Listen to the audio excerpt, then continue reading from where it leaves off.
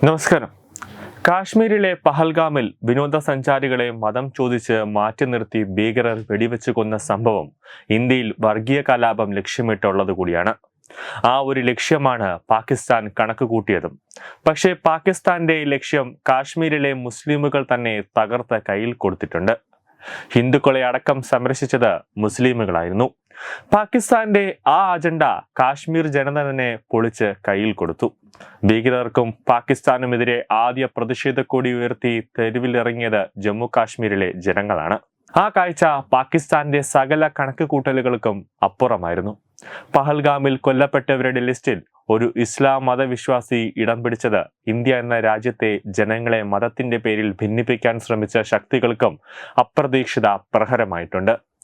26 പേരും വെടിയുണ്ടയേറ്റാണ് ഭൂമിയിലെ സ്വർഗത്തിൽ പിടഞ്ഞു വീണ് മരിച്ചത്. തന്നോടൊപ്പം വന്ന വിനോദസഞ്ചാരികളെ മതം ചോദിച്ച് മാറ്റി നിർത്തി ആക്രമിക്കാൻ ഒരുങ്ങിയ തീവ്രവാദിയിൽ നിന്നും യന്ത്രത്തോക്ക് പിടിച്ചുവാങ്ങാൻ ശ്രമിച്ചപ്പോഴാണ് 28-കാരനായ കുതിരസവാരിക്കാരൻ സയ്യിദ് ആദിൽ ഹുസൈൻ ഷാ തീവ്രവാദികളുടെ വെടിയുണ്ടകൾക്ക് ഇരയായി മാറുന്നത്. ഈ ജീവത്യാഗത്തിലൂടെ സാഹോദര്യത്തിന്റെയും ധീരതയുടെയും മാനവികതയുടെയും പ്രതീകമായാണ് ആ മുസ്ലിം യുവാവ് മാറിയിരിക്കുന്നത്. മതേതര ഇന്ത്യയുടെ ഒരിക്കലും മറക്കാനാകാത്ത മുഖമായി എക്കാലത്തും സയ്യിദ് ആദിൽ ഹുസൈൻ ഷാ ഇനി ഓർമ്മിക്കപ്പെടും. മിനി സ്വിറ്റ്സർലാൻഡ് എന്ന് വിളിക്കപ്പെടുന്ന ബസറിനിലേക്ക് കുതിരപ്പുറത്ത് വിനോദസഞ്ചാരികളെ കൊണ്ടുപോയി കുടുംബത്തെ പോറ്റിവരുന്ന ചെറുപ്പക്കാരനായിരുന്നു സയ്യിദ് ആദിൽ ഹുസൈൻ ഷാ. രോഗബാധിതരായ മാതാപിതാക്കളും കുട്ടികളും അടങ്ങുന്ന കുടുംബത്തിന്റെ ഏക അത്താണി കൂടിയായിരുന്നു അദ്ദേഹം. വിനോദസഞ്ചാരികളെ സവാരി കൊണ്ടുപോകുന്നതിലൂടെ ലഭിക്കുന്ന വരുമാനം കൊണ്ടാണ് ആദിൽ ഹുസൈൻ ഷാ തന്റെ കുടുംബത്തെ സംരക്ഷിച്ചിരുന്നത്.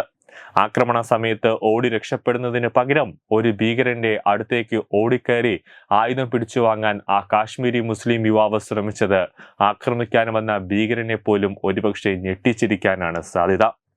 കാരണം ആ കുതിരക്കാരന് വേണമെങ്കിൽ ഞാൻ മുസ്ലിമാണ് എന്ന് പറഞ്ഞതോടുകൂടി അവന് ജീവൻ രക്ഷപ്പെട്ട് അവൻ ഓടി മാറാമായിരുന്നു. പക്ഷെ അവൻ അവിടെ കാണിച്ചത് ഇന്ത്യ എന്ന ഒരൊറ്റ രാജ്യത്തിന്റെ ആ ഒരു വാക്ക്, ഹിന്ദുവും മുസ്ലിമുമെല്ലാം ഒന്നാണ് എന്നവൻ കാണിച്ചു. എല്ലാ മുസ്ലിമും തീവ്രവാദികളാണ് എന്നൊന്നും ആരും പറയുന്നില്ല. കാരണം മുസ്ലിമുകളിൽ നല്ല മുസൽമാനുമുണ്ട്. ചില ഭാഗം മുസ്ലിമുകൾ ഈ മുസ്ലിം എന്ന മതത്തെ തന്നെ താറടിച്ച് കാണിക്കാൻ വേണ്ടി പ്രവർത്തിക്കുന്നവരുമുണ്ട്. ഈ സമയം കൊണ്ട് കുറച്ച് വിനോദസഞ്ചാരികൾക്ക് രക്ഷപ്പെടാൻ അവസരം ലഭിച്ചു എന്നതും എടുത്തു പറയേണ്ട കാര്യമാണ്. ആദിലിന്റെ മരണം ഒരു കുടുംബത്തെ മുഴുവനുമാണ് അനാഥത്തിലേക്ക് തള്ളിവിട്ടിരിക്കുന്നത്. ഈ കുടുംബത്തെ സംരക്ഷിക്കുമെന്ന് ജമ്മു കാശ്മീർ മുഖ്യമന്ത്രി ഇതിനകം തന്നെ വ്യക്തമാക്കി കഴിഞ്ഞിട്ടുണ്ട്. ആദിലിനെ പോലെ ആക്രമിക്കപ്പെട്ടവരെ സഹായിക്കാൻ ആദ്യം ഓടിയെത്തിയ കാശ്മീരികൾക്ക് മതം ഒരു പരിഗണനാ വിഷയമേ ആയിരുന്നില്ല. വെടിയേറ്റ് പിടഞ്ഞു വീണ് ഹിന്ദു സഹോദരന്മാരാണെങ്കിലും ഭീകരർ തകർത്തത് തങ്ങളുടെ ജീവിതമാണെന്ന തിരിച്ചറിവ് ഓരോ കാശ്മീരിക്കും ഇന്നുണ്ട്.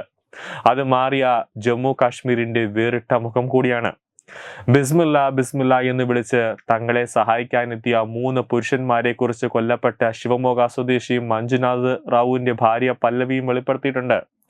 എന്നെയും മകനെയും അവരാണ് രക്ഷിച്ചത്. അവർ എന്റെ സഹോദരങ്ങളാണ്.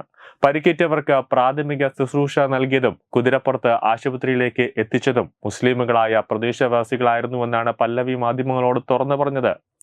പഹൽഗാം ഭീകരാക്രമണത്തിൽ കൊല്ലപ്പെട്ടവരിലെ ഏക മലയാളിയായിരുന്ന കൊച്ചി ഇടപ്പള്ളി സ്വദേശി രാമചന്ദ്രന്റെ മകൾ പറഞ്ഞതും ഇത്തരമൊരു വ്യത്യസ്ത അനുഭവം തന്നെയാണ്. മകളുടെയും പേരക്കുട്ടികളുടെയും മുന്നിൽ വച്ചായിരുന്നു ഭീകരർ രാമചന്ദ്രന് നേരെ വെടിയുതിർത്തിയത്. രാമചന്ദ്രന്റെ കുടുംബത്തെ രക്ഷപ്പെടാൻ സഹായിച്ചത് മുസാഫിർ, സമീർ എന്നീ 2 മുസ്ലിം സഹോദരങ്ങളായിരുന്നു. വിമാനത്താവളത്തിൽ ഇവരെ എത്തിക്കുന്നത് വരെ ഒപ്പം നിന്നതും ഈ ചെറുപ്പക്കാരാണ്.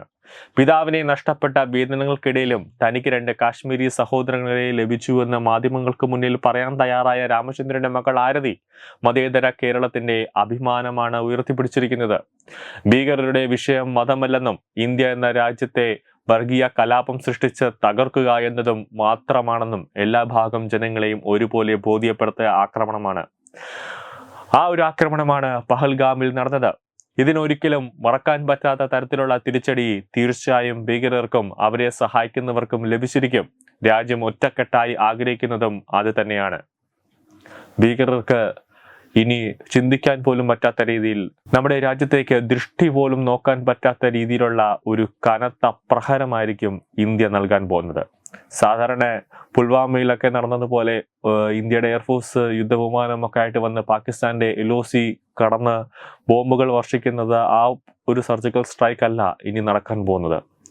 ഇന്ത്യ എന്ന് കേട്ടാൽ തോക്ക് താഴെ വയ്ക്കും ഭീകരവാദികൾ. ആ രീതിയിലേക്കുള്ള ഒരു ആക്രമണം അതാണ് ഇന്ത്യ പ്ലാൻ ചെയ്യുന്നത്. ഇന്ത്യയിലേക്ക് പോലും നോട്ടം പോലും നോക്കാൻ ഭയപ്പെടുന്ന തരത്തിലുള്ള ഒരു ആക്രമണമാണ് ഇന്ത്യ ഇനി നടത്തിക്കാൻ പോകുന്നത്. അതിന്റെ ഒരുക്കങ്ങളാണ് അണിയറയിൽ ഒരുങ്ങിക്കൊണ്ടിരിക്കുന്നത്. News desk Tatwamayi news.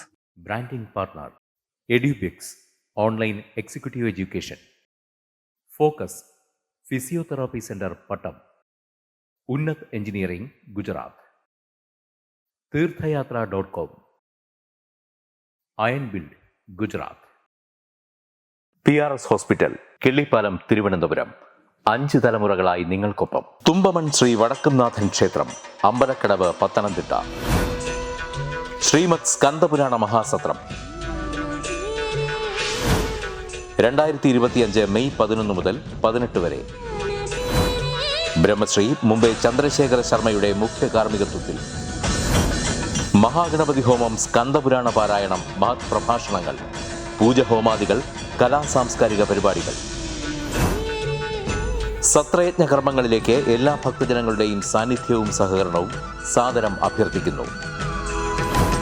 മഹാസത്രവേദിയിൽ May 18 Palani അരുൾമിക Dandayudhapani സ്വാമി ദേവസ്ഥാന അർച്ചക സ്ഥാനികർ ശ്രീസെൽവ സുബ്രഹ്മണ്യ ശിവശാരിയാരുടെ മുഖ്യ കാർമ്മികത്വത്തിൽ നടക്കുന്ന അതിശ്രേഷ്ഠവും സർവൈശ്വര്യദായകവുമായ സ്കന്ദഹോമം. സ്കന്ദമഹാപുരാണ സത്രത്തിന്റെ ആദിമധ്യാന്തമുള്ള സമ്പൂർണ്ണ തത്സമയ കാഴ്ച തത്വമയി നെറ്റ്വർക്കിൽ.